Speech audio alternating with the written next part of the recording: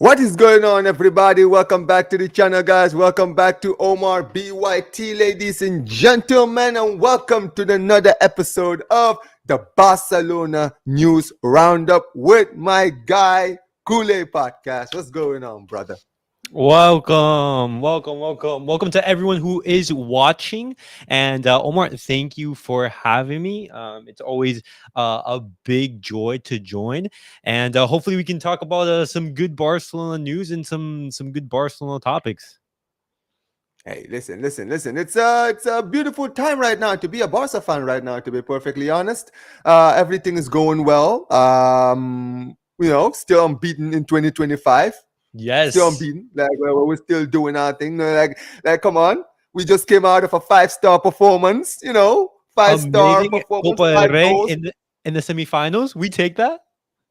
Bro, we scored 5 goals in our last our last three Copa del Rey games, man. Like, what can we say? 15 goals in 3 games? Come on, man. Like, we are on smoke, man. This is another trophy that is almost in the bag. But listen, big up to everyone. Make sure you guys smash the like button, subscribe to the channel, share this on socials, guys. Make sure you guys smash the like button. And listen, guys, go subscribe to Kule Podcast, guys. Link is in the title. Make sure you guys go and subscribe, guys, because he's been doing the work, man. I've been watching him doing the work. Make sure you guys go and send him some love, guys. But big up to everybody who's in the chat. Big up to man like Footy in the chat. This guy's always in the chat, man, every single time. Big up to you, brother.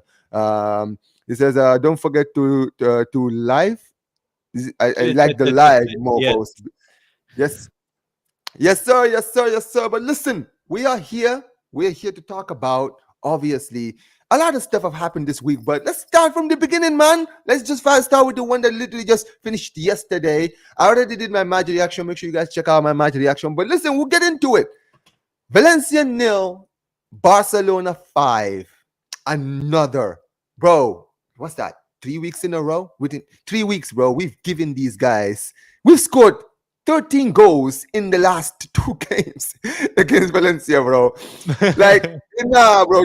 Like, at this point, just relegate them, bro. Just relegate them, bro. Bro, they're Honestly, bro, having a they're tough done. season. They're having a tough season right now. In 19th Chill. place in La Liga. I just checked. Before they were like on 17th, like right outside of the relegation zone. But with this result, they are 19th, man. 19th. Like, this is Valencia. Like, come on. Like, come on. For people like me who've been watching football for as long as I have, luckily, like, it's so weird to see this club. Bro, Valencia is a big club. People don't realize how big Valencia is. Valencia, if you think about it, like, people look at how Atletico are. In the early 2000s, do you see Valencia? Valencia were the Atletico of the 2000s. They were the team that were in the title races with Barca and Real Madrid every single season, right? And this once great club has now gone to a point now where they're about to get relegated. Adding them to the list of Deportivo La Coruña, Zaragoza, flipping Malaga, all of these teams that were once doing well in La Liga now. Once again, another team that is gonna bite the dust. But listen, amazing performance all around, right? Honestly, I said it, man. I could not fault any of them, bro. I was so impressed with everything that went on in the game, right? I was impressed with the lineup from start. Like, it's crazy. In my match preview, I literally predicted the lineup, and Hansi Flick put the lineup. I said, bro, I said, yo, I expected Ferran Torres to start. Ferran Torres started. I said, yo, Furman would start. Furman started. I said Eric Garcia and Kobashi would be the defense, and they were the ones who started the defense. Yo, I Mhm. literally, and I was like, yo, if he brings that lineup, we will win. And we dominated like I said we would, right? Ferran Torres with a hat trick. Hat trick, like, this is a guy, let's be clear. I've never been the biggest fan of Ferran Torres, right? I always say every season he's always like this, where he always has this purple patch every single season, but then he falls off the cliff as the season goes on, right? But listen, at the end of the day, I'm not against the purple patch. I'm happy that he's on a purple patch. Continue doing this, right? Yeah. Continue doing like this, because at the end of the day, we need goals somewhere. But he's been incredible since the year of 2025. Honestly, I would even go as far as to say he's been our best player in this year of Wow. 2025. Wow. No, but honestly, No, but it's that's actually a hard. big tell. No, Why? because Well, he has been really impressive. But would you say, for example, he's been better than, for example, like Rafinha, or for example, like this year of 2025, so far, what I've seen so far, I've seen okay, Rafinha play well. Yes, I've seen Yamal play well. I just think that right now, in this year 2025, he's been the one that's impressed me. Because with Rafinha, he's having a great season. He's having a great season. You understand what I'm saying? Right? yeah, Yamal is being Yamal. Like for me, Ferran Torres is one of those players I gave up on in 2024. I was like, yo, I'm done with this guy. Sell him in January. You understand what I'm saying? Right? The fact that he yeah, started this year is one, he's the one that's impressed me because we've seen Lewandowski be up and down this season. he He's been has. so inconsistent, right? And the fact that Ferran Torres has kind of taken advantage of that inconsistency of Lewandowski is impressive for me because it's like at the end of the day, that's what I want from you. I want you to take advantage of the other strikers' poor form. And you're seeing it now. There's a lot of debates now coming out from Barca fans now where they're sitting there asking the question, should we start Ferran Torres now in the league? Right? But before we get into that, big up to Footy in the chat.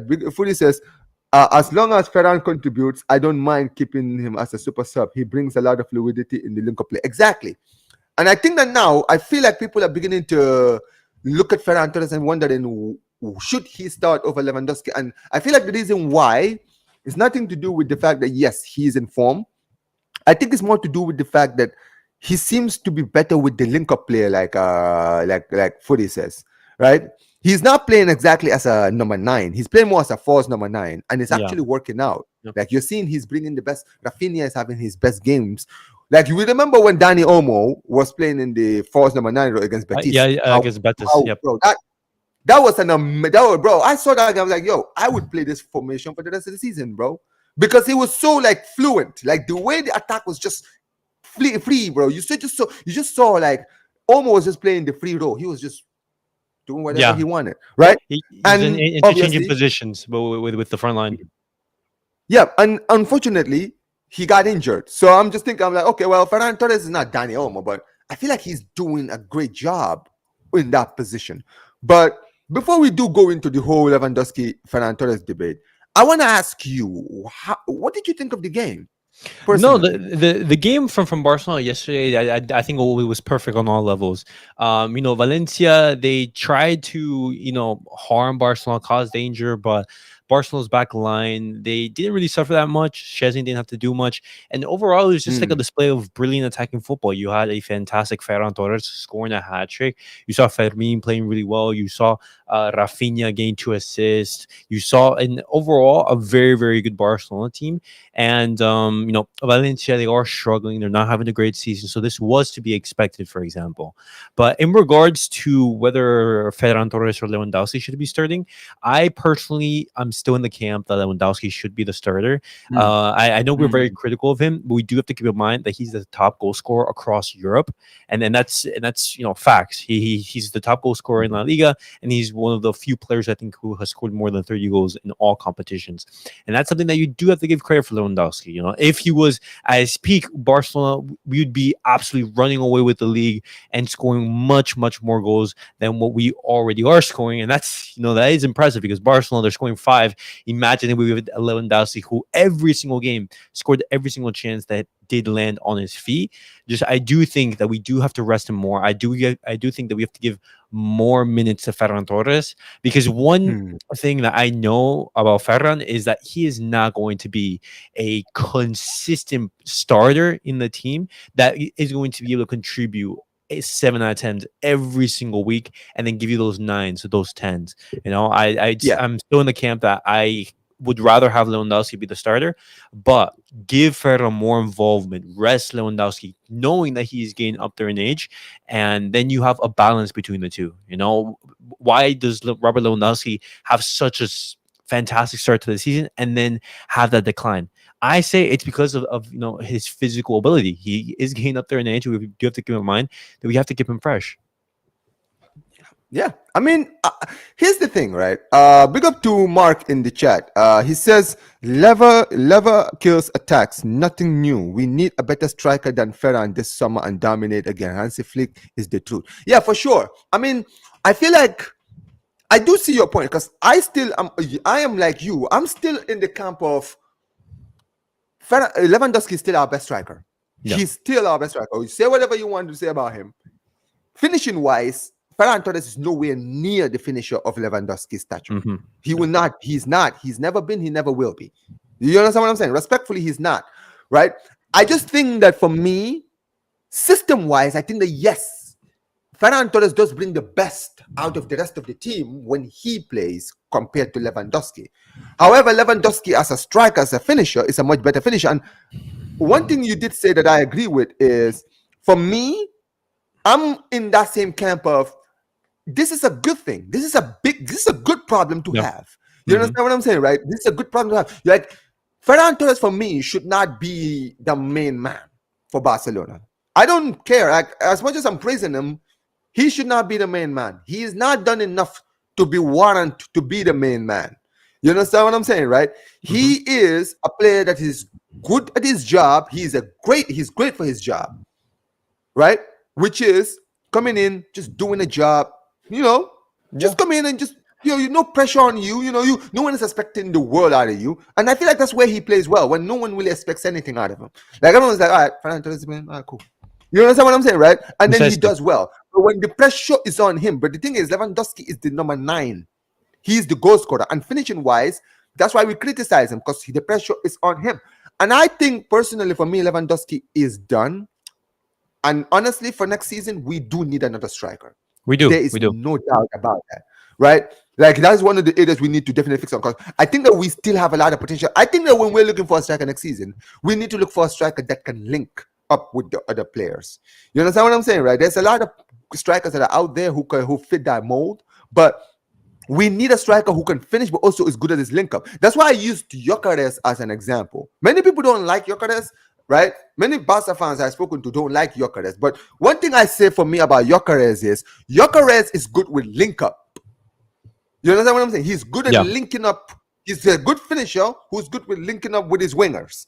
And I feel like he's a profile of Hansi Flick's. He's kind of in the Hansi Flick's profile of what he wants his strikers to be. And that's why I'm like, okay, well, listen, I'll have him, right? But, people have their reservations. He's just one example. But as far as I'm concerned, I think that there is a lot of, like, areas in the team that we still have places that we could still build on, right? No, but absolutely.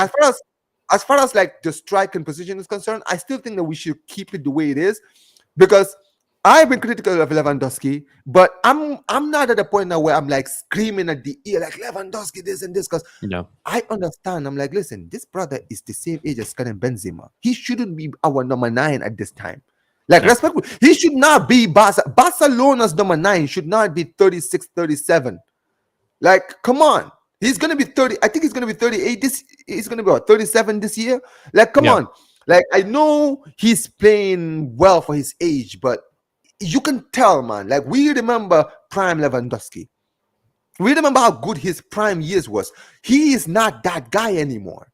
You understand what I'm saying, right? You can see, man. Like, I'm seeing this guy's first touch. I'm like, yo, you used to have one of the best first touch. Like, I still remember, bro, they would put the ball where you needed, just your first touch would just kill the ball. Like, you can't even break the ball anymore. It's absolutely ridiculous.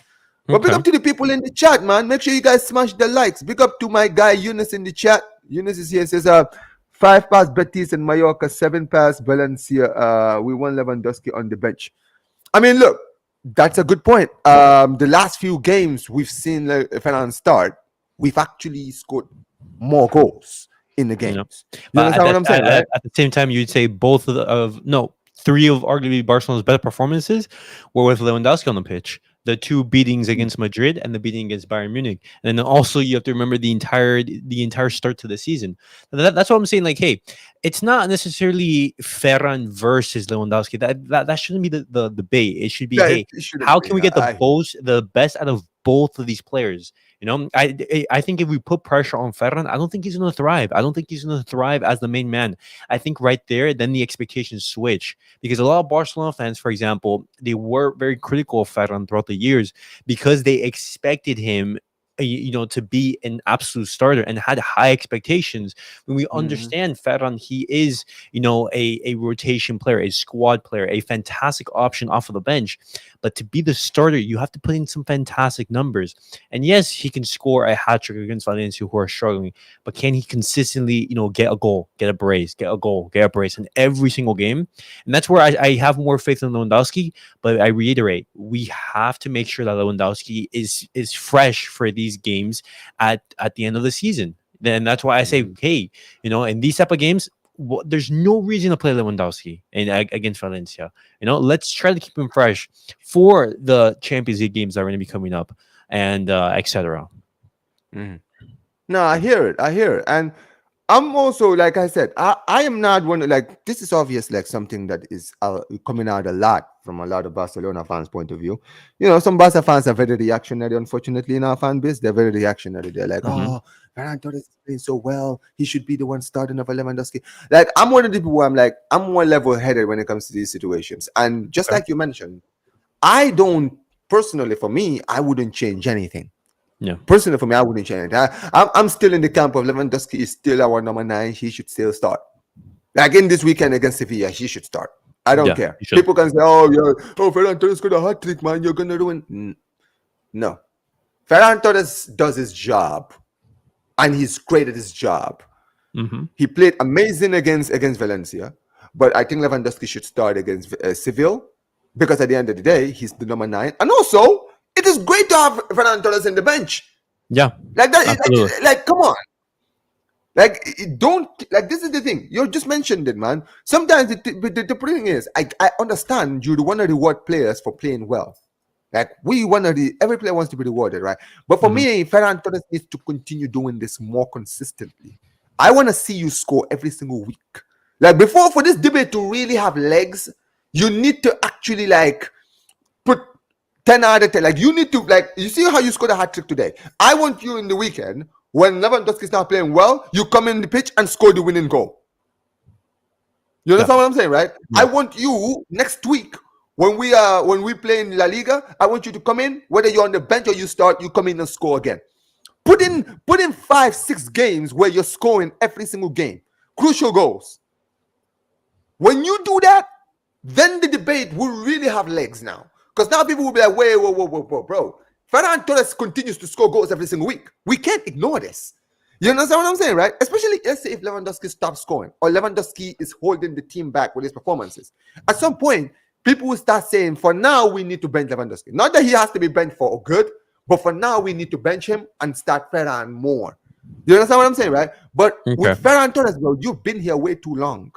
You've and this is why, like I said, for me, I'm not fooled by this because bro, I said this from the start of the season. This is why Ferran was never I was never a big fan of Ferran Torres because Ferran Torres always does this every single season, where he will have a moment in the season where he's in the purple patch of his life, bro.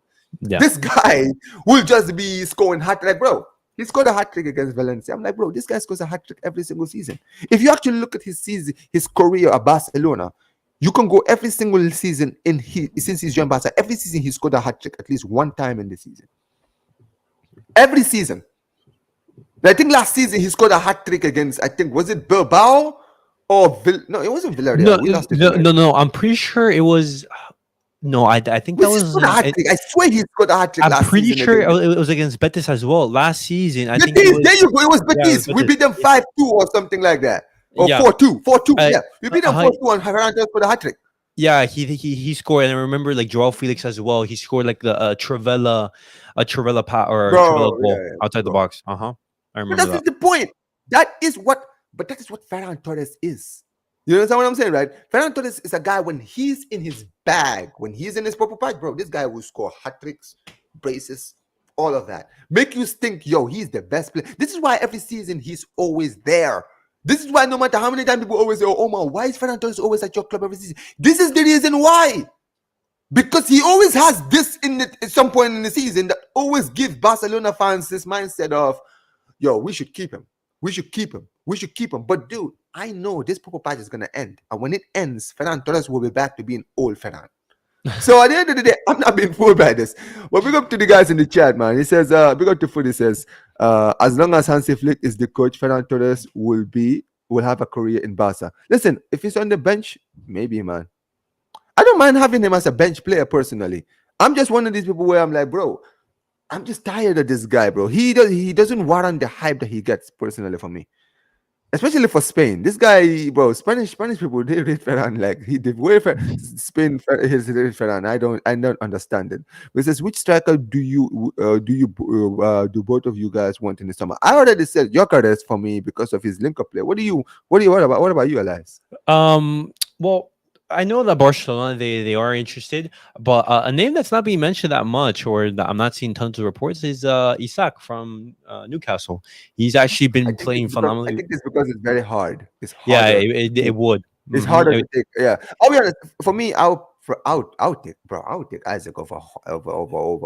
Technically, he's a more better stylistic fit. And also, he's proven in La Liga as well. The guy scored goals in La Liga, so it's not like he's coming to a league he doesn't know anything about. That's the thing. Mm-hmm, No, I'm not gonna lie. I would have him. I would have him over. I would have him over Gyökeres. For me, I always say Gyökeres because I think Gyökeres is more of a realistic one because I feel like he's gonna leave. The footy says Hoyland. Nah, man. Mohammed says no, thanks. Mohammed says Mohammed says Gyökeres.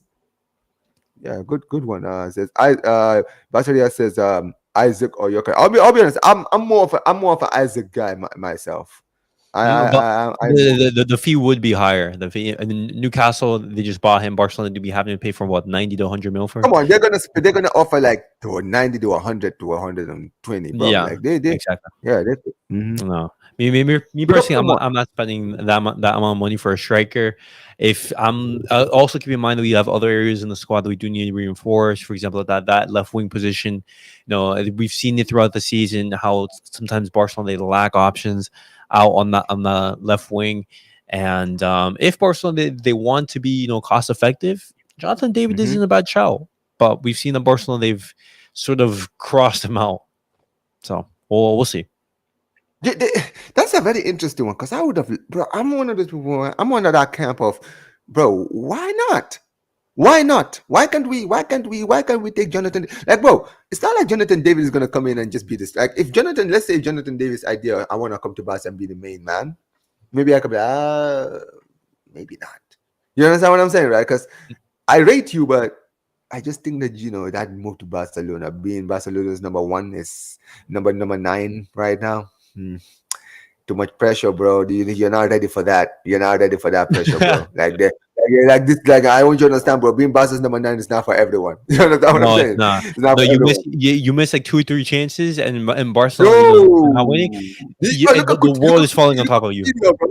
I always said, I'm like, bro, Coutinho is a perfect example. Coutinho was the king of Liverpool. You see, when he went to Barcelona, what happened to him, bro? Yeah. Going to Barca is not easy, bro. So if you're gonna come in and just put your head down and just try to work your way to the top, yeah, listen, the fans will give you time. But if you come in expecting that you're gonna be the number 1, trust me, better be ready to deal with the pressure of being the number 9, because there is pressure, bro, especially Barca. We got to Mohammed says, Gyökeres is quick and strong. Yeah, he is for sure. He definitely is. Let me see. Big up to Footy again says, exactly. Nothing wrong with being a backup as long as you contribute coming from the bench. You will play as a forward for sure. Big up to Mark says, Isaac for me. His injuries are more of a concern to me, but he's above all with link and score. The front 3 will be, bro. Imagine Isaac, Yamal, and Rafinha, bro. That front line would be nice. I'm trying to look at his stats right now, and basically, in the 22 matches that he started in the Prem, he has 17 goals and 5 assists. So 1 goal contribution per game. Dude, he's a joke. He's doing this for Newcastle United. Exactly. Like in Newcastle. Imagine having that production at Barca. Because we know at Barcelona under Hansi Flick, bro, we create chances. Like, that's the thing. One thing we don't create. Like, that's one thing you can never say about Barca. We do not create. Well, we create too many chances. We create so many chances. Imagine all of those chances fall into Isaac, bro. Yeah. bro, Isaac would literally, bro. People like Isaac would put in Holland numbers at Barcelona, bro. If he was at our club, it says everyone is injured nowadays for sure. Yeah, absolutely. And also, if he gets injured, we have backups. Like Ferran Torres is a backup. So if Isaac gets injured, there's Ferran Torres right there to play because he's good at the link up playing, right? But yeah, says what if we had Prime Lewandowski would kill it, bro. If we had Prime, do you remember how good Lewandowski? Remember when Prime Lewandowski at Bayern Munich when they beat us 8-2? But imagine if we had that, And Lewandowski. the thing is that Robert Lewandowski in that game, he wasn't even their best player. You know, like he scored like towards the end when it was already like over the match. I think he scored like the eighth Yeah, or like sixth goal or something like that when Barcelona yeah, he were scored that. I yeah, think he scored like the fifth goal. fifth, I think he fifth. scored. Well, I he think he he had a scored. brace I that think he game. scored the fifth. No, no, no, no. Actually, he scored the. I think he scored the sixth goal because it was Alpha Answer Davies assist. Remember when he literally killed? Bro, he ended Nelson Semedo's career that day, bro. Nelson Semedo, I think he left the club after that. Crazy, He but yeah, scored. He scored. No, Robert Lewandowski. He only scored one. My bad. So he scored yeah, in the cool. 82nd minute. The 82nd. So that's the sixth goal because I think Mhm. Coutinho came in and then scored the seventh and eighth One, goal two, of that game. three, 4, 5, Just even 6. Ferran Torres knows he's not the main striker, but he knows on the flick he'll play for sure. Yeah, man. Listen, at the end of the day, if he's happy to do that, I'm happy to have him, bro. That's the thing. Thiago was the best player in that game. He killed us. Yeah, for sure. He did. He did. But look, that was actually very, very good. But listen, let's get to some of the games that are coming up this weekend. Now, this is a big weekend for us, Elias. Big weekend, right? Mm-hmm. We're playing against Sevilla. Sevilla, yeah, and Real Madrid are playing Atletico. Now we saw Real Madrid lose earlier in the weekend, last weekend against Espanyol. Thank you, Espanyol. Appreciate you guys for the work. Um, yeah, and Atletico, they did well in the Copa del Rey. They destroyed Getafe. I'm not gonna lie. I'm happy they destroyed Getafe, man. Screw Getafe. Screw Yeah. them. I don't care about them. But yeah. Yeah. But look, at the end of the day, Atletico also, they drop points. I remember Leganes beat them a few weeks ago, right? So yeah, Madrid Derby. What kind of result are you looking for in that game? Looking I'm looking right now at the injuries and suspensions that both of the teams they do have. Riquelme doubtful against Real Madrid. Lenormand is suspended, will not be involved. When you're looking at Real Madrid, they have Rudiger out, they have Dani Carvajal out, David Alaba out, and Aaron Militao out. So when you're Hold on, looking at bro. They got like 10 injuries in their team. I swear to God, they actually have 10 injuries. no, No, I'm yeah, not yeah, even that. No, they don't even have one center back fit. No, I'm, they I'm dead don't. serious. Let me The hold only on. one who is I fit have a is friend of mine. Asensio. That's what I'm telling you, bro. The Asensio is the only fit player they have in their defense. Like think about it. This is a youngster. Like, bro, like this is. I thought our defensive problems. I thought we had defensive injury problem crisis. Nah, bro, we were lucky. We had Inigo and Kobashi fit for the most of the season.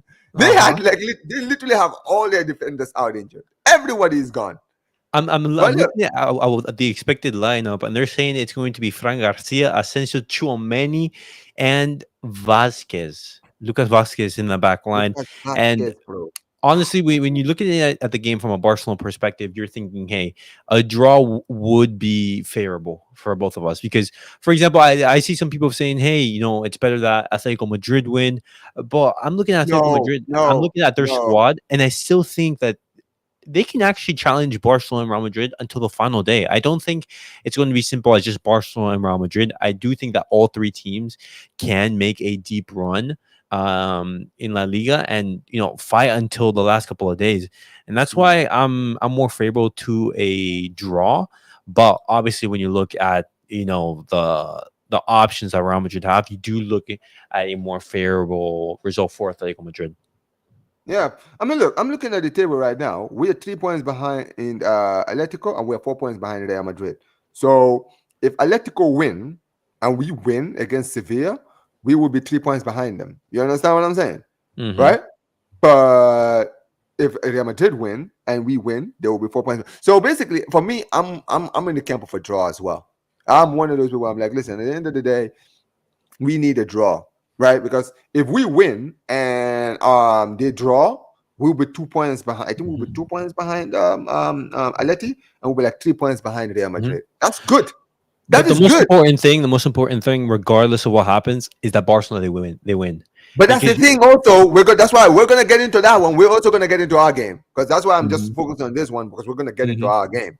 Trust me, and we'll get into that because it says if Madrid lose and we win, we'll be just 1 point behind Real Madrid. Bro, that's fine. But here's the thing: I'm not worried about just Real Madrid. I let it go in this title race. We can't just ignore them like they're gonna fall off the cliff, bro. They're not falling off a cliff. They have a good team. You understand what I'm saying? They have a very, very good team, right?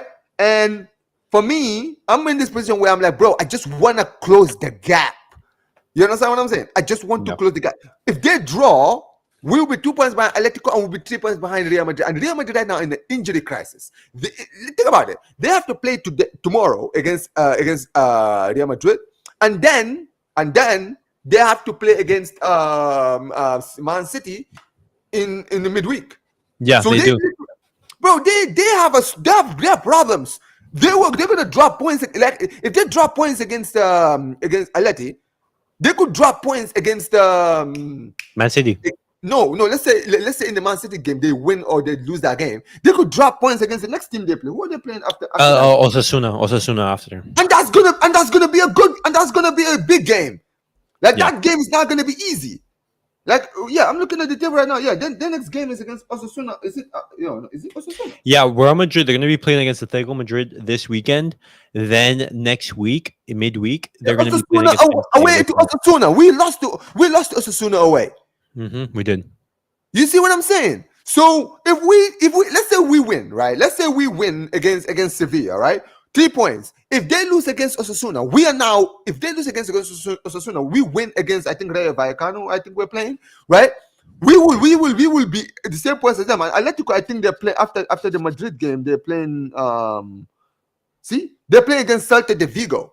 Now, anything can happen in that game. I'm not saying Celta Vigo are not having a good season. They might win that game, but 2 points is still 2 points. I'm one of these people where I'm like, bro, I just want to kill all my victims one by one, right? And for me, Real Madrid right now are not in a good place right now as far as injuries is concerned.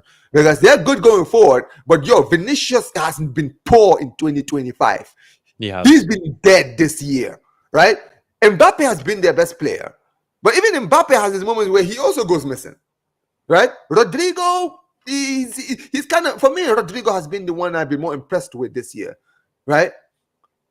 I'm looking at this and I'm like, at the end of the day, this attack is not really, it's still being, the attack is still being the same, and the defense is completely finished, right? They're going to drop points in the next few games that they're going to play, right? And we know that Atletico Madrid are one of those teams who, bro, you just never know when they're going to drop points. They could just drop points out of nowhere. Yeah. That's the thing with Atleti. Atleti can just drop points out of nowhere. And that's why for me, I'm just looking at them like, bro, we need to look at this now. And that's why I've been saying this whole year 2025, I'm like, bro, forget about whatever the rest of the other teams in La Liga are doing. Like us, the fans, is different. We go and look at the results of the other teams, right? But for the players concerned, don't worry about what Madrid is doing. Don't worry about what Atleti is doing. Forget about what those guys are doing. Let's go on a run. Barcelona, let's go on a run. You understand what I'm saying? Let's beat Sevilla, right? Let's beat Sevilla. Let's beat Rayo Vallecano. Let's beat Las Palmas because Las Palmas beat us earlier in the season. Let's beat Las Palmas. Let's beat Osasuna. These are all games that are winnable. We're playing Osasuna at home. We're playing Rayo Vallecano at home, right? Let's go beat them. Let's go beat. We're playing Atletico in the middle of March. This is all crucial games. Let's go out there and go on a winning run right now. Our injury crisis is finished. Like, we are back. We have a very, very fit squad right now. Only a few players are out injured, right? So let's just focus on us, go on a run, and forget about the rest of the team because other teams are gonna falter. They're gonna drop points places. Like we just saw Real Madrid lose to Espanyol. They've proven, bro, they're gonna drop more points. I've said it. They're gonna drop more points for the rest of the season. and we are not that far away from them. So let's just continue doing our thing. But yeah, but honestly, before you go, what do you think? What do you think that we should do? Like honestly, we should No, just focus on us. no. I completely agree. Like, if Barcelona, for example, don't do their job and don't, for example, get the 3 points and build this winning momentum, then it doesn't matter if Real Madrid or Atletico Madrid they drop points. They're still going to be ahead of us. Barcelona, they have to be there in the race to be able to take advantage of those loss in points and those poor results for both Madrid teams. If we don't do our job, then we're not going to be in that position to overtake them. And it's super important to have Barcelona build that winning momentum, build that streak. But also keep in mind, we have to see how these cup competitions go. Because, for example, if Real Madrid they get knocked out against Man City, or if in the Copa del Rey it's a Madrid Derby again, that could have some implications in the title race. Could we see teams prioritize other competitions and say, hey, you know what? We're out of the Champions League. Let's go out for La Liga. Let's go all out for the Copa del Rey. Yeah, Real Madrid. If they lose to City, that could be a Hey, problem for us. that could be interesting. That could be interesting. For sure. I mean, look, Absolutely. Real Madrid. Real Madrid are they're exactly they have problems, bro. Like Ancelotti is on a lot of immense pressure right now. He's under a lot of immense Yes. pressure right now, Yes. right? Like people are talking about him this potentially being his last season. I think did he just sign a new deal, or doesn't he want to? Is he sign a deal, or is he about to sign a new deal? I don't know. Ancelotti. Yeah, Um. they're Let me. saying this. I haven't really confirmed it. I'll probably speak to my Madrid fan and actually ask him if he is under a new contract or something. But I know that he's under pressure for sure, right? So there you go. Big up to Phil. He says, yeah, he did. He signed a new deal. You understand what I'm saying? So he's under a lot of immense pressure. If they lose against City, that's gonna be peak. And with all these injury problems they're having, bro, you know what it is? Listen, at the end of the day, man, I want Madrid to get out of every single competition. So yeah, let them get out of the No, Champions League. precisely. That's what I'm saying. Get I do them out not of the want Champions League. I don't want Real Madrid to win a single game. If they Bro, let me lose, tell you something, bro. We could have a beautiful, like, you know what's crazy about this season? This season could be the most roller coaster season ever. Let me tell you why, right? We were once 10 points clear of these guys, right? We're 10 points clear. We were once 10 points clear. They managed to catch up to us and be top of the table. This season could end up being, they could end up getting knocked out of the Champions League against City. And then we could catch them in the league and then win the league ahead of them. Imagine if that happens, bro. Oh my God, bro. Yo, I will be shit. Nah, man. Like, listen, this Madrid fans talk too much, bro. These guys, after we bottle, you know how when we bottle our 10 points, these guys were taking the piss out of us. They were happy to take the piss out of us. Nah, cool. Guess what? The season is not over yet. And I could still be having the last laugh at the end of the season. So don't say anything yet. But big up to Mark. He says, Ansu Fati is pissing me off. Go to the team where you're needed, bro. You're taking 14 million salary doing nothing. Bro, it really doesn't make sense to me anymore, man. This guy's a curious case. oh, I mean, we had this discussion last week. We did. Hansi Flick, he already took a stance on Ansu Fati. He is not in his plans, and Ansu Fati is staying. As much as, for example, he has the idea of succeeding here, it's not going to happen. And he's staying here because of that salary. It's simple as that. And Barcelona, they're not going to be, trying to force him out or anything like that. They're going to be thinking, hey, by some miracle, could we see a resurgence on Ansu Fati? But not likely. Bro, for me, I feel like Hansi Flick has just given up on Ansu. He's just like, nah, man. Yeah. Nah, Yeah. Dude, the guy, he's not even like, bro, he's not put him in his squad. I think since the Copa del Rey game against Babestro. I swear that was the last time he put him in his squad. Like, bro, I'm not even joking. I literally checked the squad every single week. He's not in the squad, bro. Like, we're in the injury crisis. He's still not putting him in the squad. The guy is not in his plans. Like here's the thing with Ansu Fati. It's such an unfortunate story when it comes to Ansu. Because I'm one of these people. I'm like, bro, Ansu, for the sake, bro, you have so much potential, and you still have the potential to be great, right? You're 22 this year, bro. You're not even getting any younger, bro.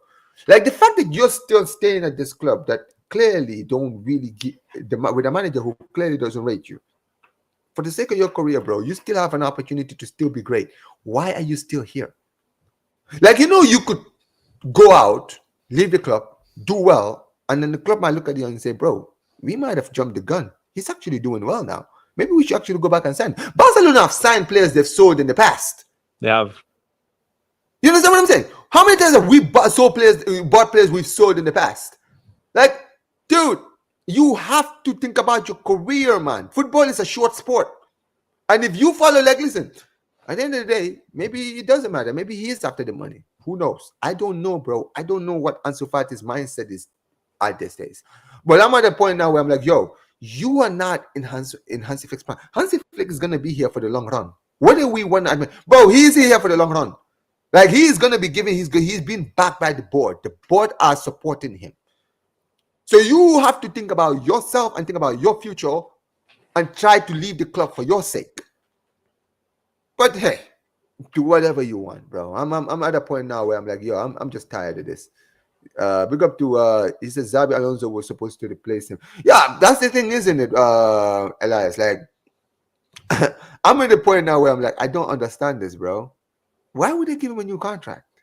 I was actually trying to find that, like a quote from Fabrizio Romano discussing that he has extended. I want to see like the details of that contract, because obviously it's something they must have added, bro. Because there's no way they just like, yeah, go ahead. Just I'll probably check it too. Go ahead.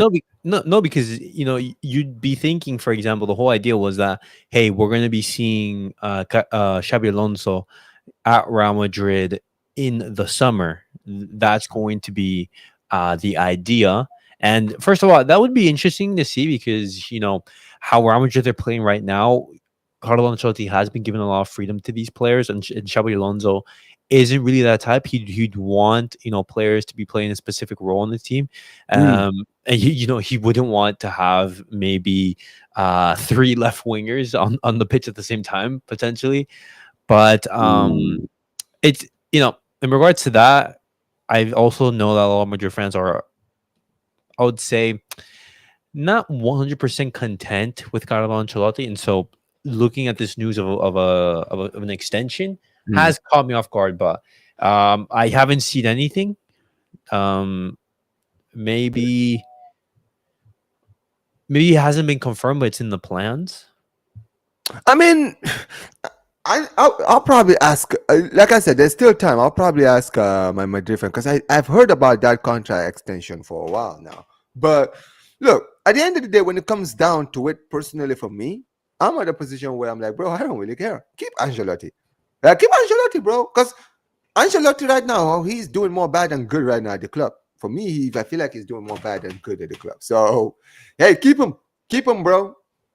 Keep him. And listen, at the end of the day, Alonso is the same thing, because you just mentioned that. Alonso is he's not really known for really giving freedom to his players. So who knows, man? At the end of the day, he's the talk of the town these days.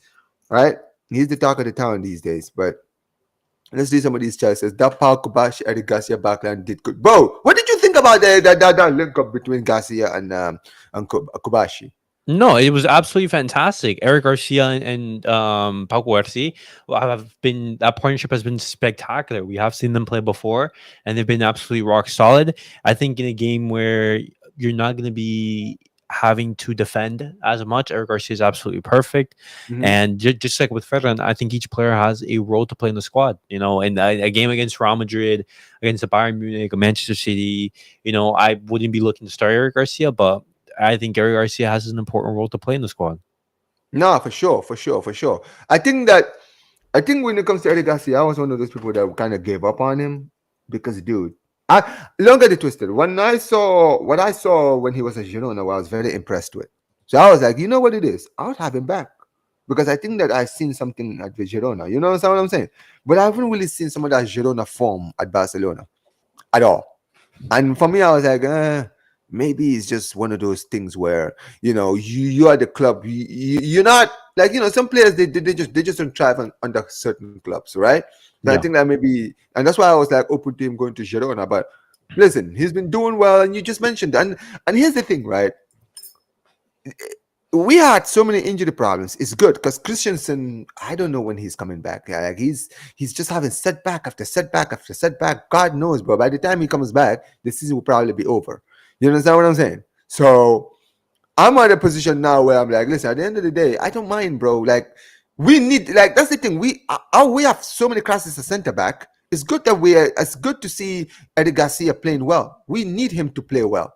We need him to play well. You understand what I'm saying? Right? So yeah, I'm completely happy with that. And yeah, you're right. Because I'm gonna be honest, when I saw it was Kobashi and Eddie Garcia, I was worried. Because I'm not gonna Really? lie, Kobashi, as much as I rate him, you can tell like he's still a kid. You see the mistakes he makes, right? You can just tell, bro, he's still inexperienced. You understand what I'm saying? He has some, Yeah. yeah, he has potential, but dude, he's mistake prone. And I don't base that based on the fact that I think he's awful or he's overrated, because I still see a great defender in there. I just think that dude, he's still a young kid. He's still a young kid. He's not ready for this spotlight yet. You understand what I'm saying? He's still not ready to take over the spotlight yet. You feel me? Right? Yeah. And Eddie Okay. Garcia, yeah. Well, go ahead, Elias. What do you say? No, no, no. In regards to Pau Cuarci, I do, for example, just see some occasional mistakes in his game, but that just comes to an experience. But his Yeah. overall level, he's a generational. He could genuinely become an all-time center back. Looking at the quality and potential that he has, it's absolutely scary, because he is 18 years of age and he is playing at an outstanding level. He does not Mhm. look like he's out of place in that back line. He commandeers that back line so much, and just I don't see a flaw in his game. I'm a huge fan of Pau Cuarci. I He's great in the 1v1. He's great in recovery. He's great. His ball playing ability is absolutely world class. He's Mhm. great in the air, and I don't see a weakness in his game. And No, absolutely. For you sure. mentioned, for example, like he does make mistakes at times, but I think that's just due to him being 18 years of age. But Yes. There in you go. regards to That's the what I'm future, that's what I'm trying to say. Like you just mentioned everything you said, I 100% agree with. That's why I'm like, I'm not one of these people where I'm like, yo, Kubashi should not be playing this and this. No, he should be playing. Because you're right, bro. He's incredible for his age. if he was playing in the Uh, Premier League, we'd be hearing talks of like the next Maldini, honestly, the next Beckenbauer, literally. he's 18 and he started for Barca. Like, Mhm. do you know how hard it is to be a defender at 18 at Barca? Like, when was the last time we saw 18-year-old It's it, it's it's hard to be 18 and a defender in any top league in in any Europe. league? But To but but but did it? Alas, I'm talking about Barca. Like, I know for Yeah, certain clubs it's different, but Barcelona, Real no, Madrid, exactly. Manchester United, there's certain clubs. When you are a certain age, you're not a defender. Like, even Maldini, right? Maldini didn't break into the AC Milan team. I mean, he at 18 he had a lot of potential, but really, did he turn? Was he a starter at 18 at AC Milan? No, he wasn't. Right? He became a starter when he was 20. You understand what I'm saying, right? Because he had potential since he was a kid. Like, ever since he made his debut when he was like 18, everyone was like, yo, this Maldini kid, because his father played for AC Milan as well. Everyone saw the potential that he had as well. Everyone was like, yo, this kid, he's the next big thing. But no one was putting the pressure of let's start him every game. The fact that Kobashi is so good that people are like, yo, he needs to be in the starting lineup. You understand what I'm saying? He actually needs to start at 18. It's a joke. And that's why for me, as much as I'm critical, I'm more of a worried dad. You understand what I'm saying, right? Where I'm like, I see so much potential in you, and I know you have a potential to be great, but you have a lot of mistakes in you. And I'm not gonna put all this pressure on. That's why I don't criticize him too much.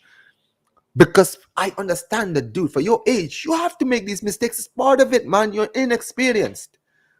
Like, if you were a flawless defender, dude, imagine if this man never had mistakes in him, bro. Everyone would be like, yo, how the hell is this player so good and so mistake free at his age? Like, come on, it's not possible. Like, I feel like his mistakes shows how young he is for me. It shows me that you're young, you're still a kid, you're still inexperienced. You understand what I'm saying? As good as you are, but yeah, it's beautiful. But big up to Footy says seems like Andreas is gone by the looks of it. Flick really likes Eddie Garcia. Yeah, I'm not gonna lie, man. Andreas Christensen is a story, bro. He actually makes me his thing makes me sad, bro. Well, I mean, it's injuries in regards to Christensen. I have no ill will against Christensen. He's always been super rock solid for Barcelona when he's been on the pitch. Mr. Super Consistent for super sure. super reliable, Mr. Consistent, and those injuries unfortunately have hampered the season so far. But I am still very optimistic about Anders Christensen. And simple, if an offer arrives, I'd be looking to sell. But other than that, I'm happy with him. Hey, by the way, before we continue, big up to my guy Vader in the chat. Big up to you, brother, man. I hope you're doing well, man. City fan. Make sure you guys go subscribe to Vader Game TV, guys. Make sure you guys go subscribe to his channel, guys. Okay, I'm having him in the Vader, channel. Vader, lock in for next week, man. I better not be Oh yeah, seeing. yeah, yeah, yeah. Yo. Listen.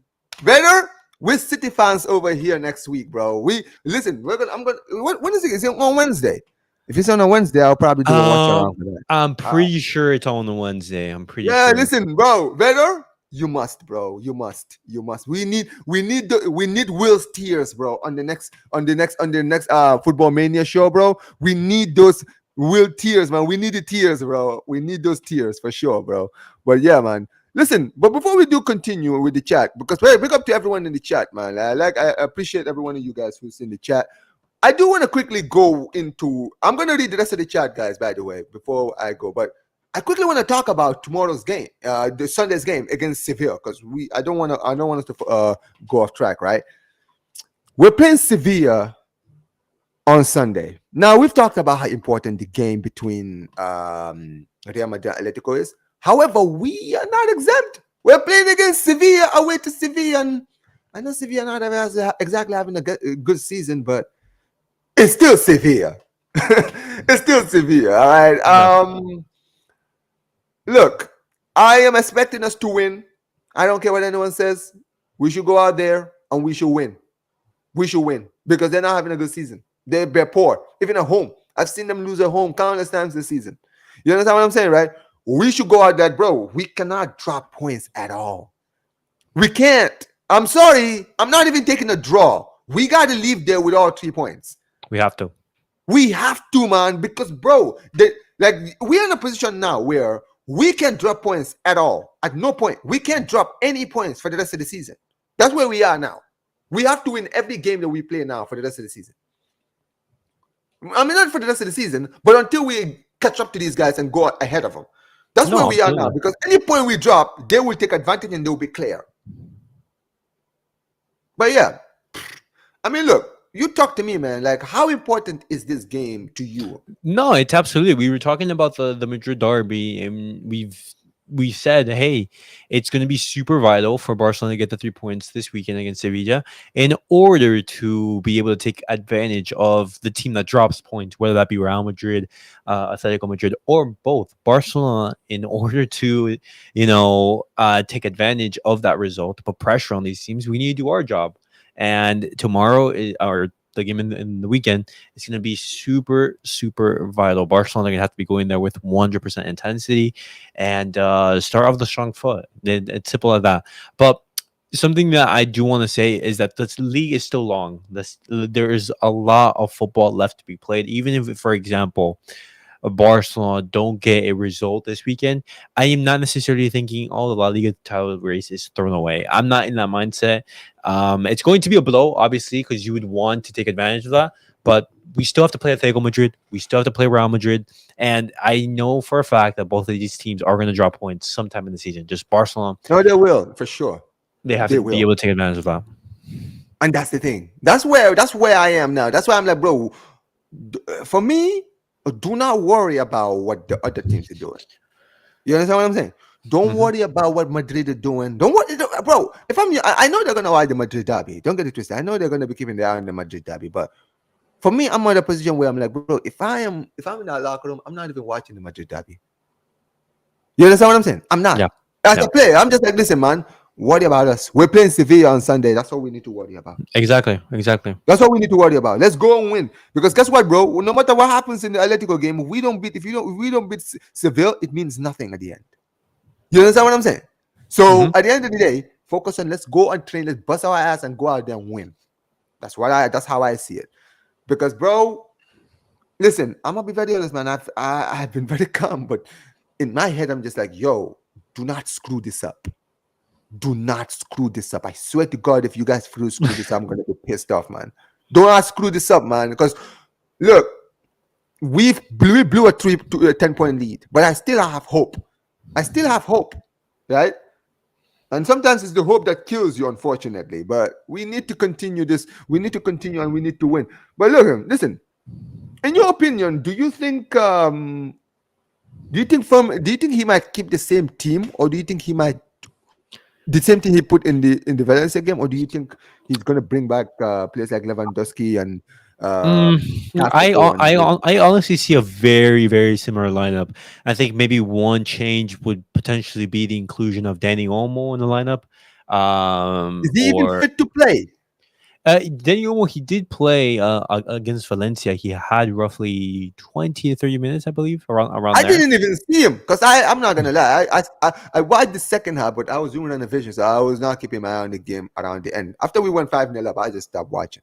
No, yeah. I mean, I was watching, but I wasn't really concentrating. I'll say that. No, I mean, like after that, there wasn't really much to talk about. Barcelona, they've finished everything, and in regards to the lineup, I don't see many changes being made. And potentially, you have Robert Lewandowski star. Is Ronald Araujo going to be coming back into the lineup? Is Marc Gasol going to be starting in the midfield? But generally, I don't see much changes happening. I think it's going to be a relatively straightforward game, and I'm not worried. I'm going into the Sevilla game with calm, with just confidence that the team is going to get the 3 points. Yeah, man. Listen, like I said, Valencia not. I mean, look at this. 1 second. Let me actually pull this up. Like Valencia, they are, dude. They're 12th in the table, right? Right. Look at this. Their last game was a draw against Getafe. The last home game was a draw against Espanyol. Before that, the last home game was against Valencia, which they drew. And then their last home game before that was a 1-0 win against Celta Vigo. Bro, they haven't won a game at home. They've only won since- one game in the last five. Bro, their last game one win at home was against Celta Vigo in December 14th. Yeah. Bro, there's no excuses. Go out there and win. No draws. I know they've drawn most of their games at home. Nah, we're not going to draw. You go out there and win. That's what I'm saying. Go out there and win, man. I swear to God, man. If these guys don't leave there with a win, I'm going to be fuming on my match reaction. I swear to God. These guys better not let us down. But big up to Mark, man. Big up to Mark. Big up to you. He says, I'm also having a problem with Hansi Flick keeping Lamine. Bro, yeah, we're gonna get into this. He says keeping Lamine on when the game was basically won already. We have to protect this boy at all costs. I don't care if he's angry to come off. Bro, I'm not gonna lie. That was the one down. Well, that's probably the one thing I actually had a problem with for me. Dude, 5-0 and you're keeping Yamal on. Bro, Yamal's had injury problems this whole season. Why are you playing him for 90 minutes in a game where we've already won the game? Mm-hmm. No, it's understandable, but I'm not going to be too harsh on Hansi Flick here, mostly because No, but it's not about being too harsh. It's just more of like no. It wasn't that. assets. Yeah, I understand that, but he also rested some other key players. He rested Alejandro Balde. He rested Pau Cuarci. He rested Jus Kunde. He rested Pedri, and he rested Rafinha. So those are 5 players. You know, if we say, hey, instead of Pedri, it's Lamine Yamal, then you say, oh, why are we not resting Pedri?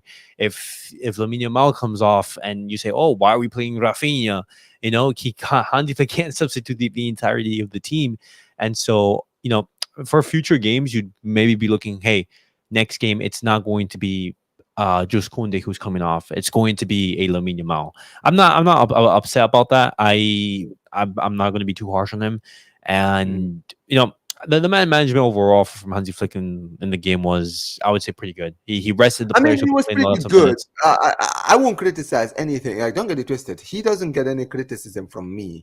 It's more of more disappointment You understand what I'm saying? Where I'm like, it was one low light of the game. It's not even a problem. It's more of a low light. You understand what I'm saying? Where I'm Yeah. like, just you just don't risk it. You understand what I'm saying, right? Because he's now played 90 minutes. He's gonna be. I mean, he has to play against Sevilla. He has to Who play would against you Sevilla. who would What? What? you who would you have allowed to say on the pitch then? I would have the Paul Victor play. No. For example, like Hansi Flick, he substituted every single starter off. That's the thing, though. Yeah, Like but he that's the sub- thing. But Yama stayed on. That's the thing. yeah, no, but Hansi Flick, he started really strong in the lineup.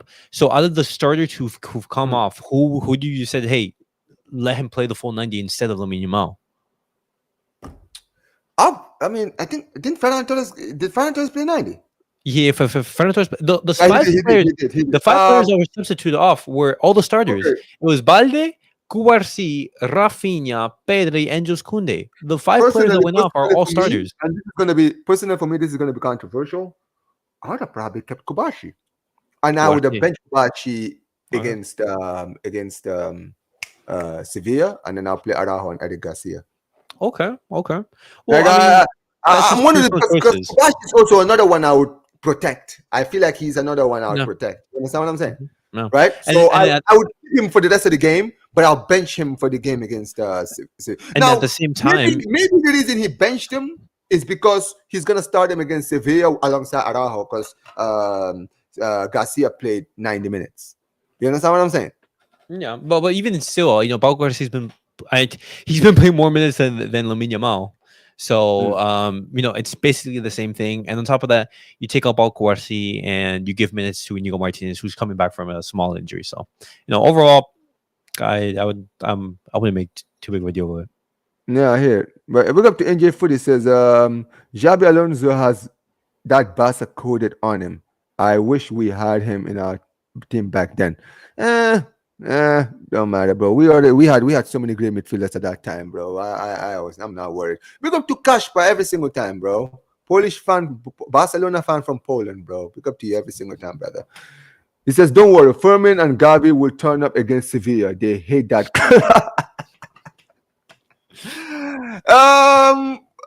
I think Fermin Lopez will not start in that game. He played 90 minutes against Sevilla. He played 90 minutes against Valencia. He's not starting. I think Gavi will be back in the team. I think Gavi and Casa. Like, I'll be honest, I would keep, bro. I know I would keep De Jong in the starting 11. I'm very honest. De Jong has been great this season so far, this year so far. Like, he's playing like he wants to be here, which is one thing he wasn't doing at the first half of the season. You understand what I'm saying? Yeah. So I'll probably keep him, but it wouldn't surprise me if Casado starts. Because Casado is doing his thing as well, so he probably would start Casado, right? But yeah, I think Fermin would be on the bench and Gavi would start alongside Casado and Pedri because Pedri got taken off as well. So yeah. He says, don't know if you've been asked this, but do we want Ferran Torres to start in the next couple of games? Yeah, we're talking about this at the start of the season, Cash, bro. I don't know about starting every game, but I would start him more. You feel me? I think in the games where we have like fixture congestion, let's say we have Champions League games, right? Let's say if we have a Champions League game midweek, I would start Ferran Torres in the league. You understand what I'm saying? And then start Lewandowski in the Champions League. Or if we have a Copa del Rey game and you want to start, let's say we have to play Madrid in the semifinals, right? If we have to play Madrid, Elias, if we have to play them in the Copa del Rey semifinal, or we have to play Atleti in the semifinals, I would start Ferran Torres in the league and start Lewandowski in the game in the semifinals of the Copa del Rey, especially if it's against Madrid. If it's against Madrid, I would start Lewandowski. You feel me? Yeah, understandable. Right? Yeah, so yeah, that's how I would do it. But says, big up to Catalan 094 says, sources in Catalan say Barca wants Espanyol's goalkeeper. I'm not gonna lie, he played well, but it's just one game to me, man. It's gonna take more than one game to convince me. Sorry. Says he's a good keeper. Yeah, I'm not gonna lie, he played well against Real Madrid. He was the man of the match, bro. Like the amount of saves he made in that game, his outstart. Araujo would start. It says Barca show no mercy to teams with playing in white. Yeah, bro, we hate white shirts, man. Every time, you see that white shirt, just imagine the white shirt is Madrid. That's all, man. says Yamal and Pedri are the most important players at Barcelona. If they are not on the pitch, it's a different team. Protect them. That's true. Elias, we can't deny that. When No, true. Yamal gets injured, do you see how different our attack is?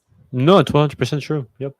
Yeah, he's completely different. So, and also Pedri, you know what it is with Pedri? Pedri is just Pedri. Pedri just comes in, just does his job. Nobody like that's why I love Pedri. You know why I love Pedri? Like, is because Pedri's job is it's like Busquets at Barca. You feel me, right? He was a guy. He just did his job. Never said anything.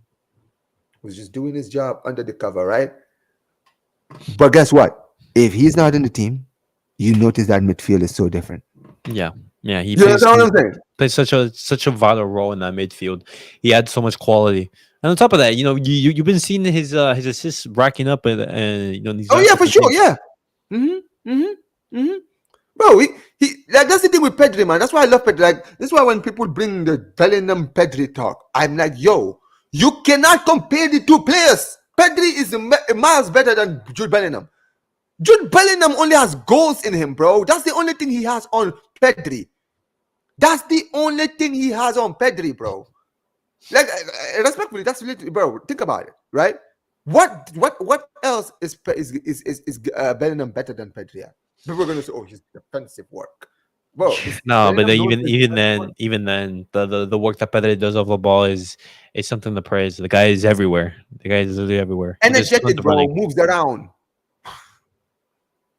Let me tell you something, bro. That's why I've always said, bro, I will die by that hill. Every time I'm talking to football corners, bro, we always go on a debate. He's never I tell him, bro, you're never gonna win this debate with Perry Bellingham with me. Don't ever try it.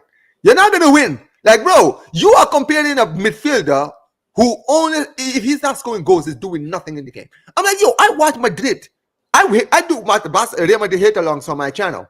I'm watching Bellingham. You think I wasn't watching him against Sevilla? What was he doing against Espanyol? What was he doing against Espanyol? I watched the Espanyol game. The guy literally at some point in the game was just shooting from everywhere, bro. I'm like, yo, this guy, that's all he does. Because the only way he can get in the headlines is scoring goals.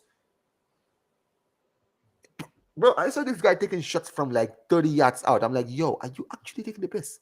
I'm seeing Mbappe and Vinicius making runs, and you're taking long shots from 30 yards away. Nah, bro, if I'm Mbappe, I am gonna be fuming if I see you, bro. Now, what are you doing? You're not Steven Gerrard, bro. Relax. Jeez, man. Says a lot of Barca fans keep saying Pedri is the best position is the 10. No, I mean he can play the 10, but I think since we have Danny Olmo playing in that team, he doesn't need to be in the 10. He doesn't need to be in the 10. No. I will not have him there. Big up to Footy. He says, if you compare Jude, if you're gonna compare Jude to any player, it's Fermin because they play offensive mindset 10s. But you know what's funny, Elias? If we ever bring the conversation between Fermin and bro, Madrid fans are gonna be fuming if they hear that. But the truth is, he is the only comparison to this current Barcelona team to Bellingham. There's no other player in our Barca team that is like Bellingham. When you look at profiles, they're very similar type of players who like to crash into the box per se, who would like to be making those runs from midfield, and I mean, obviously you look at Bellingham with a little bit more quality, but I wouldn't say it's by that much. Bro, that's my point. That's my point. Look up to Mark. Says pure footballers don't need stats to impact game, bro. Do you know every time I'm on Twitter, right? I don't know if you know this. I'm sure you're on because you're on Twitter as well, right? Yeah. Every time we're on Twitter, bro, do you see how some of these people always talk about Yamal? They try to put the stats of Yamal eating Wanyeri, Yamal flipping Usman Dembele, Yamal this guy, bro. No, they're putting the numbers. I have to sit there. I'm like, yo, this is why I don't see football like many of you. Respectfully, I'm not disrespecting nobody's football knowledge. But I'm telling you right now, bro, we don't see football the same way. I don't see football like a lot of you people see football. You guys see football through numbers. I don't see football through numbers. I was watching football at an era when stats didn't exist or stats was not something people looked at. People actually sat down and watched the games. You understand what I'm saying? Like, think about it. If stats if football was being judged through stats, Elias, Yeah. do you think guys like Zidane would have ever been rated? Do you think a player like flipping bro, like Ronaldinho, Zidane, hmm? Ronaldinho, Riquelme, Ronaldinho would be rated the way he's rated? Ronaldo R9. He look at his goals in the I what's mean, it called? R9 had great stats to be fair, but No, but in the UCL, for example, yeah, his UCL, bro, they never won the UCL. But here's the thing: their mindset is so outdated, right? They don't understand. Like, bro, Zidane is one of the greatest players to ever play the game. Everyone who ever saw, who ever witnessed watching Zidane will tell you Zidane was one of the greatest footballers to ever touch a ball, bro. Yeah, absolutely. But you know what's funny, right? I've looked at our brother's stats. That guy, I don't think has ever scored 10 goals in all competitions in his whole career. I think his best season might have been 10 goals. Wow. But think about this for 1 second. This guy scored 2 goals in a World Cup final, scored in a Champions League final. He scored vital goals. And not just vital goals. Bro, this guy scored some of the best goals I've seen anyone ever score. Right? But this guy was not even a goal scorer. But the funny thing is, nobody judges him based on goal scoring. Everyone watched him with their own tour. I don't know Cantona. Every time I listen to Manchester United fans talking about Cantona, they're like, yo, Cantona was a G. But you know why people know how good Cantona is? Because people watch Cantona. Today, people only know Cantona for being this crazy crack. Like he sounds like a crackhead when he talks. But dude, that guy's one of the best players to ever play the game. Ronaldinho, you just mentioned it. Ronaldinho was one of those. Like, Ronaldinho is the reason why I don't look at stats, bro. I don't give a damn about stats. Because let me tell you something about Ronaldinho. If you watch football, Ronaldinho was a personal highlight reel. He was a highlight reel. He was a human highlight. Bro, I said it. Ronaldinho was one of the few footballers ever who you would pay money just to go and watch him play. Forget about the result.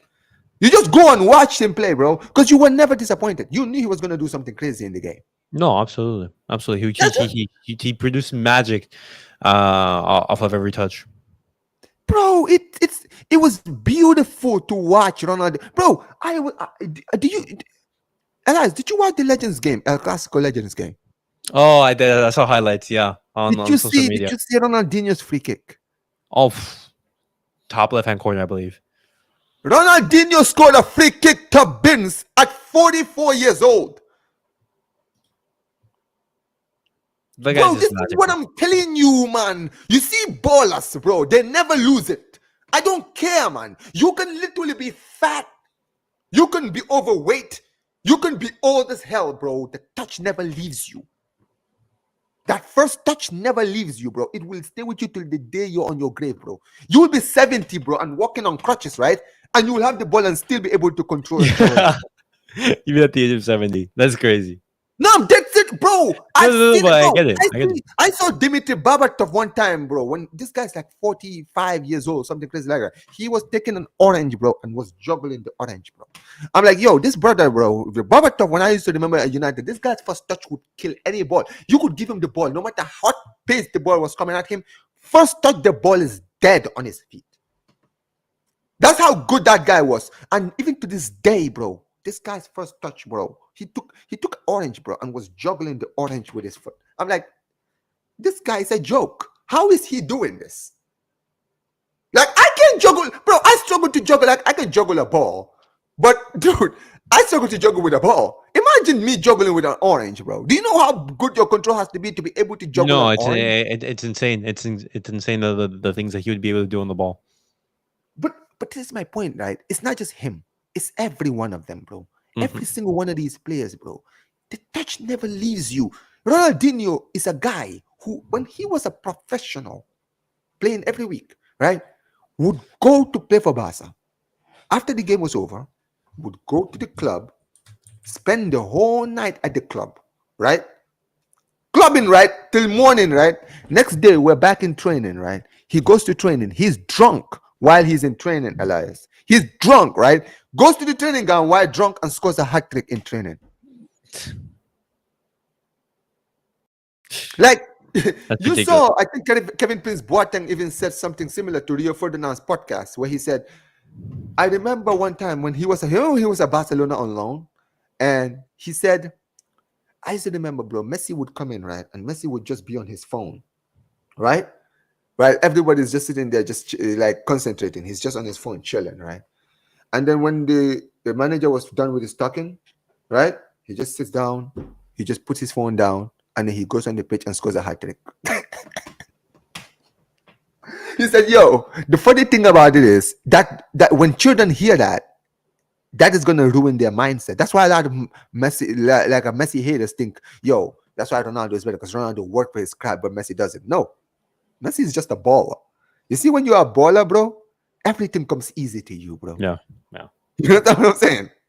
Comes That's why natural. Ronaldinho can top Vincent, bro. This guy doesn't train. Like, bro, I'm sure this guy, I'm sure, unless it's a charity training, he doesn't train at all. He's just in the club drinking his lungs, his liver out every single week.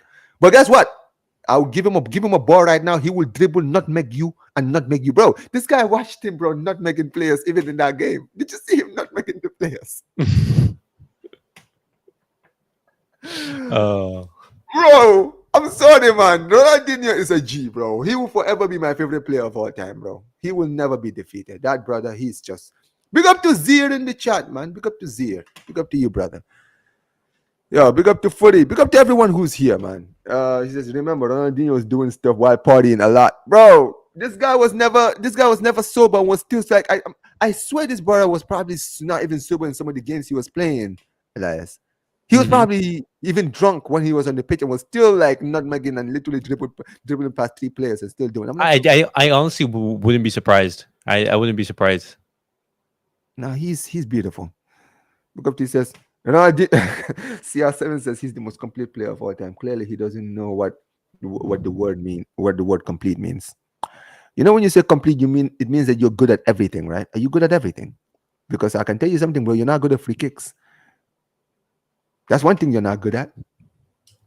This I swear to God, every time Ronaldo steps to a free kick, right, bro? I'm like, yo, if I'm in the stands, if I'm behind the goal and you have a free kick, bro, I'm running to the tunnel. I don't care, bro. Because you will hit everything before you hit me. He says, Paul Valencia, they are doomed. Bro, they're just gonna get relegated. Pick up the touchline, says, I'm sick to death of this. Might have come on loan to one of the oh, wait a minute. Wait. Whoa. Hold on. What happened? Did you guys lose? He's talking about Man United. Yeah, I know. Did they lose? I swear to God, if they lost. Oh, they didn't lose. Okay.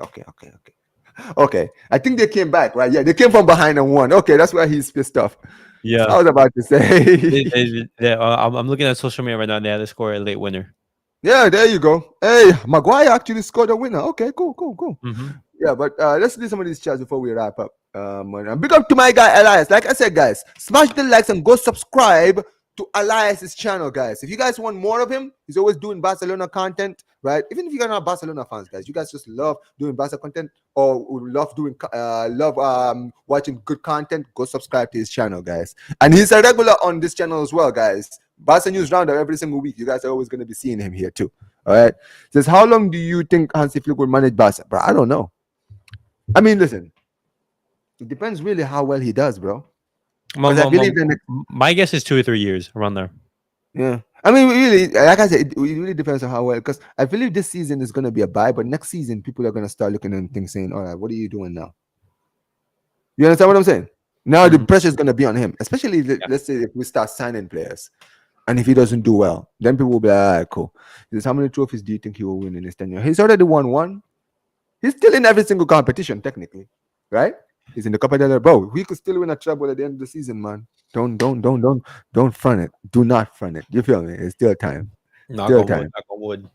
Oh my God! He says, fans today. What was it? There you go. Look at what my guy Trust the Process says. Fans today. What was Zidane's GNA when he won everything? Yeah, but his GNA and GNA crap and criticized Saka. I know he hasn't won anything, but look at his GA. He's world class.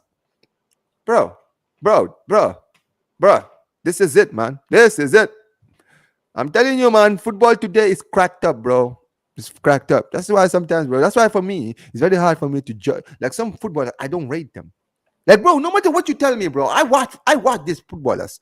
You can't tell me to rate anyone. Oh, how can you not rate this guy? This guy's this guy, this amount of goals and assists, bro. I'm watching the game for 90 minutes. He's dead.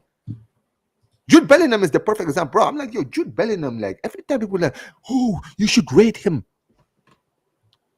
I'm watching him every week, bro. The guy, unless he's scoring, is doing nothing. How am I supposed to rate someone like that? He's a midfielder, bro. Like, oh, he's not world class. Like, that's the thing. People want to put him in that.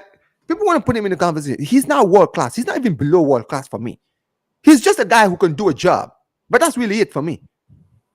He says CR7 is a threat in the box. Messi is a threat in football in the football field. Big difference. What do you think about that, Elias? Well, I mean, I think that's something that there is in the debate. I mean, the Ronaldo Messi that's something that has been over for many years. And Ronaldo, he's having his fun in Saudi. He's doing his thing, and that interview with I think Edu, it was ridiculous. Honestly, I don't really pay much attention, and obviously, I know who my goat is. I know who my goat is. We know who our GOAT is. And listen, at the end of the day, man, they can say whatever they want. Our GOAT has proven why he's the GOAT. So yeah, like it's funny, man. Like a lot of these CR7, and not all of them, because some of them are actually very sensible, right? But a lot of these CR7 fans are just like, it's like coping mechanism. Oh, GOAT has done this, GOAT has done this. Listen, man, I'm too old for this, man. You think I'm gonna be like, bro? I've got everything to prove he's the GOAT. Like he's proven. He's already like he didn't even need the trophies or anything to prove he's the GOAT. But he's got everything now. Like, what does your GOAT have that my GOAT doesn't have? Like nothing. Like that's the thing. So you guys can continue fighting. We are not fighting anymore. We've already won the battle. You feel me? There's no debate, bro. But big up to Touchline says, can't see you winning the UCL. Hey man, you never know. You never know. We're doing well in the. He says you guys ain't winning the Europa League either. Oh yeah, he's talking to NJ. Footy is talking to. He's like, you're not winning it. Yes. Oh, you saw Bruno today. Oh my gosh, felt like I was playing Kido. The Kino their Toten. He's talking about Black Ops Zombies. Bro. We got the touchline every time. Says because his Madrid fans will say when he scores he's such world class, but when he's on a drought, he's just a midfielder. Yeah, yes they do. Says watch football and you will see that Messi is clear. Yep, and this is a United fan here. This is some United fan saying this. Crazy. Oh yeah, Black Ops. Okay, but listen, guys, we're gonna wrap this up right now, guys. Big up to my guy Elias. Kool Podcast, guys. Link is in the title, guys. Make sure you guys go and subscribe to him, guys. But very quickly, Elias, what you got coming in your channel this week, man? Tell the audience. Yes, so guys, every single day, Barcelona news roundup in which I talk about the news that emerges on the day. And then obviously this weekend, since Barcelona they are going to be playing in Sevilla, I will be having a watch along for that match and then the match reaction. And it's going to be very interesting as well to see the reaction after that Madrid game and everything. But every single day, some Barcelona news. And when Barcelona they do play, you have the match roundups, the match reactions, and etc. So if you guys do want to watch some Barcelona content as well, just always I'm here at Kool Podcast. And once again, Omar, thank you for having me. It's been a big pleasure, and I'm excited to create more videos. Hey, listen, man, love having you here. This is actually grown to become one of my favorite shows out here, man.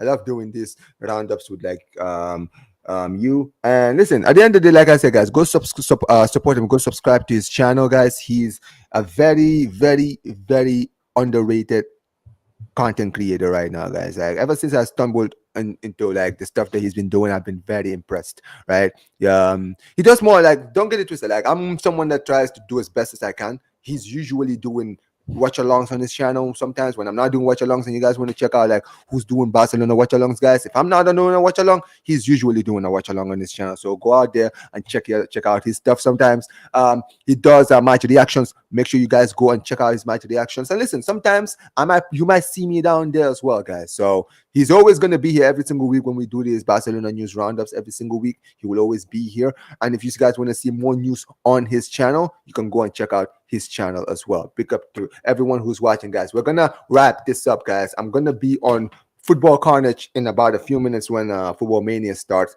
but we're not going to be redirecting there, unfortunately, because the show hasn't started over there. So I will be redirecting to TJ Warren TV, guys. Arsenal fan, big up to TJ. Go out there and subscribe to TJ's channel. Put Omar BYT Raid on his channel. Big up to every single one of you guys who've been around this show so far, guys. We're running this every single week, guys. Like I said, a lot of stuff coming up. I'll be doing the preview to the Sevilla Barcelona game soon, guys. We'll probably do a watch along on Sunday as well. Probably do a watch along for the Madrid game. Depends. I'm working tomorrow, but if I can, you guys will see me here. But big up to every single one of you guys who's been here this whole stream. Was going to be redirecting to TJ's channel. Go out there and put put Omar BYT rate on his channel. And like I always say, whenever we end these streams, Visca el Barça, Visca el Catalunya, and peace, you guys. Take care.